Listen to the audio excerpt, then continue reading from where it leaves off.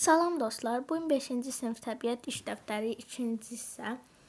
Bölmə onun ilk mövzusunu izah edəcəm. Mövzu 37. Təbii ehtiyatlar dedikdə nə başa düşürük? Səhifə 56.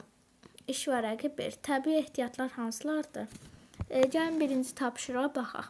Aşağıdakı cədvəldə verilmiş sözlərdən istifadə edərək bərpa olunan və bərpa olunmayan təbii ehtiyatların adlarını sxemdə uyğun sütuna yazın. Birinci baxırıq. Neft. Neft bərpa olunmayandır. Kömür də bərpa olunmur. Təbii qaz. Təbii qaz da bərpa olunmayanlara aiddir. Hava. Hava bərpa olunanlara aiddir. Su da. Meşə. Meşə bərpa olunandır. Bitkilər də bərpa olunur.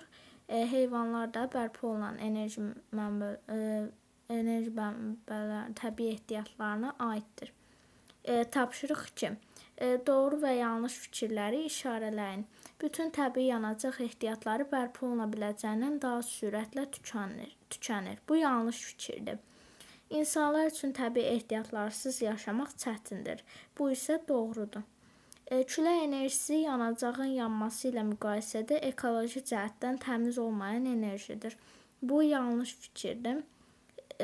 Bitkilər ətraf mühiti oksigenlə zənginləşdirir. Bu isə doğrudur. Dünyadakı bütün sular içməyə yararlıdır. Bu yanlışdır. Alternativ enerji mənbələrindən istifadə ətraf mühiti çirkləndirir. Bu isə yanlış fikirdir. Çünki alternativ enerji mənbələri bərpa olunanlara aiddir, yəni su, külək, günəş və s. Bugünkü dərsimizdən bu qədər dostlar, hələlik.